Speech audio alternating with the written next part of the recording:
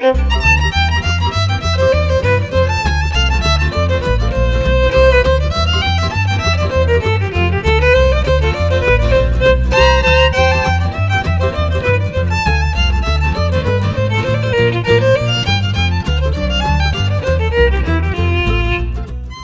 excited to share with you some alternative methods of cooking. We are here on location up in the mountains at beautiful Mutual Dale, and we'll be demonstrating some of the cooking methods.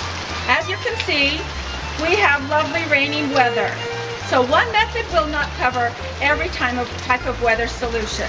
So if you're asking if I should only get one type, what type should I get? You need to maybe rethink your thinking. Some of the stoves we'll be using will be the Sun Oven, the butane stove, the rocket stove, and the notorious box oven.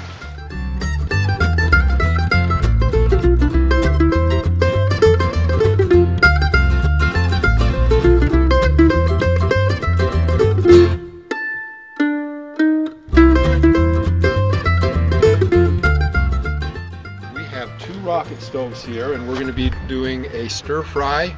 The rocket stoves were built several months ago with a 5-gallon can. We got some plans on the internet, and we've got the tinder, the paper, and the small things in it. Okay, right now the rocket stove is still smoking. As it gets going better, you'll see flames come out of the top, and the smoking will pretty well stop. And then it's just a matter of feeding wood from this side and pushing it up inside and keeping the fire going. And this other one, the fire's coming up, the smoke's pretty well stopped, and it's doing a wonderful job. We're going to bake some little loaves of bread in a Dutch oven. So as you can see, we have 5 rocks in the bottom. I'm setting a pie pan on top of the box, and we're going to put some little loaves of bread inside the pie pan. We'll let these raise just a little bit. Then we will put the whole Dutch oven on top of our rocket stove. This is another fire starting technique that we have tried. You take shavings or sawdust from wood and put it in a cardboard, an egg carton, melt paraffin wax, and fill it up with the wax. When you're ready to start your fire, you just tear off one egg tray or one egg cup, put it in your fire and light it, and it works beautifully. Inside the Dutch oven we put a temperature gauge, and we've been watching it. When it got up to 350, we put the bread inside on 5 rocks on a pan, so that it would act like an oven, so that the bread wasn't sitting right on the bottom of the Dutch oven, because if we did that it would burn. And what I'm doing now is I've got the lid cracked so that some of the hot air can escape. The temperature was up to 400. We want to try to maintain about a 350 degree temperature. Alright, we're cracking the lid to watch the temperature so we can keep it around 350. Right now it's up to 400, so we're going to let some of the heat escape, and hopefully we can cook the bread without burning it. This is the bread that we cooked in our volcano stove inside the rocket stove, excuse me, the rocket stove with a Dutch oven on top. We had these little bread pans. It cooked for about half an hour. Browned on the bottom, didn't brown on the top, but it's beautiful bread. Our volcano oven comes in a handy dandy suitcase, very easy to port around. So I'll show you the parts to the volcano oven. You have the lid and some racks, and all you have to do is pick it up and it sets itself up.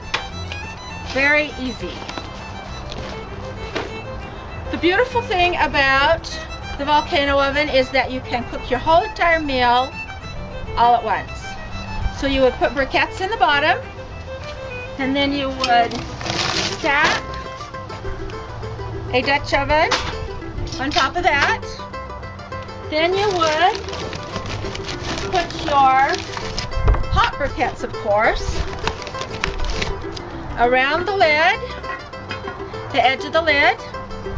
Then you would take your next Dutch oven, stack it on top, put a few more briquettes on top, and you have your meal. We cooked a cobbler and a chicken dinner all at once. You're able to stack up to 3 Dutch ovens high.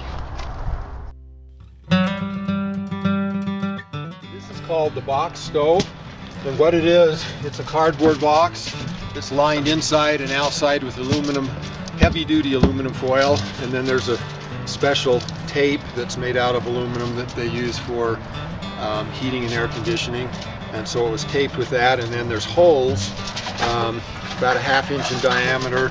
There's 2 on the ends and then 3 on these sides, so there's a total of 10 holes for air. What we've got is I've got some foil, the flaps from the bottom, I've lined them with foil, so they're on the bottom with some foil underneath with a little grate, and the briquettes will be right underneath our food. And I've got some Shasta cans or any kind of pop cans filled with sand, and what they're going to do is they're going to hold up the pot above the cooker. We've got a little temperature gauge inside, so what I'm going to do is we'll go put the coals inside the starter and get them ready, glowing, and then we'll put them inside here and get the temperature up to about 350. Once it's up to 350, we'll quickly lift the lid and put the blackberry cobbler inside, and in 30 minutes we hope we're going to have something good to eat. We've got 2 cobblers going, blackberry cobbler in here and a raspberry blackberry cobbler in the volcano stove. It smells wonderful. The time is up. I am ready to check it out. All right, let's look inside. Oh, we did a little loaf on the side. It looks like it's done. I'll put it over here. Let's look at it. Can I look at it quick? Woo.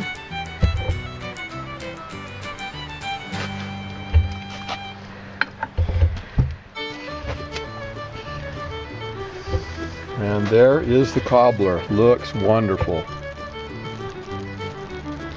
All right, we're going to check the volcano stove now too and see how it's doing. The on top didn't do as well as the other, but we'll put it in the other one and see how it does. But let's look at the top of it and see. It's cooking, looking good too.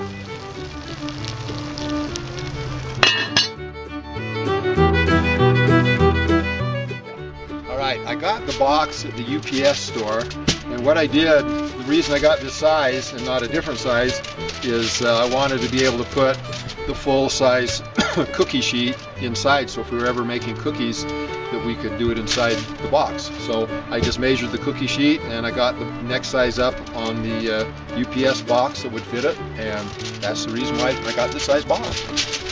Okay, this is the foil tape that you can get at Home Depots or Lowe's, and it's got a sticky side on one side. You peel the backing off, and it's used to cover all of the seams and the corners. If you happen to make any holes in it, it does a great job for patching. It is a little bit heavier than the actual foil, so it holds well.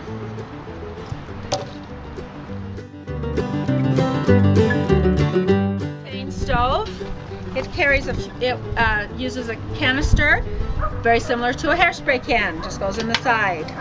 You take out the grate, turn it over, and push down from unlock to lock, and then you just turn your dial and ignite. This is the heat retention, or hay box as it is called. The purpose of this box is to reduce the amount of fuel that you use to cook an item. If you have something that is slow cooking, like beans or rice, you get it cooking on like beans, you would get it on your volcano stove or your rocket stove.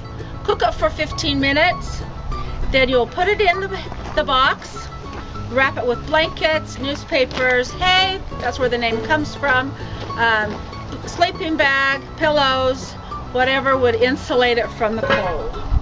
Then after a few hours, you take it out and then you're ready to use it, or if it's beans, just cook it again. Rice works beautifully in this.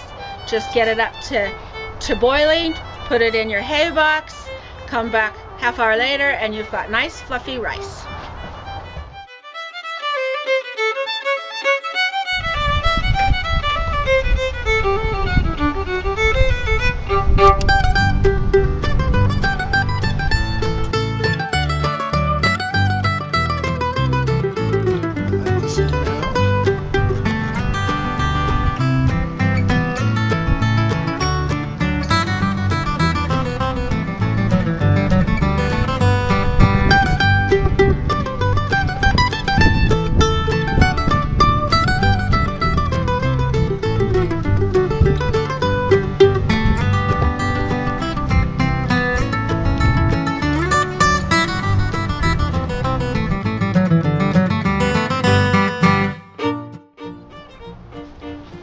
With our day in the rain, I lost my voice, so I'm going to turn the time over to my good wife.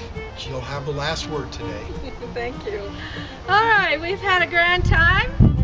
We have talked a lot about fuels, and many of the different stoves take different types of fuels, and that is always going to be the question in your stoves. So our rocket stove was great burning wood or briquettes. That is a great source of fuel. The butane stove was marvelous for a quick emergency situation. A butane stove would be the perfect ideal situation. The downside is that each can will only last 2 to 3 hours. So unless you have a ton of fuel, you may need to think about just another different source of heating.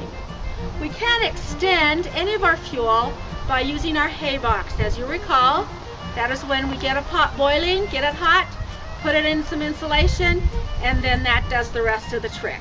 That way we can conserve on our fuels. We also did briquettes. We used our briquettes in our box oven, and we also used briquettes in our rocket stove as well as our volcano oven. Briquettes are wonderful, but as you can see, we used a whole entire bag in just a couple of days. So there is a limit as far as that fuel source. Then we come to the sun oven. The sun oven, the sun is an unlimited fuel source, but also remember there's a downside. If it's cloudy, then the sun is not going to be a good source for you at that time. So as you can see, there are pros and cons about all of these different sources of cooking, and so you need to rethink, or you need to think about your needs and go from the easy to the long term and all of your needs in between.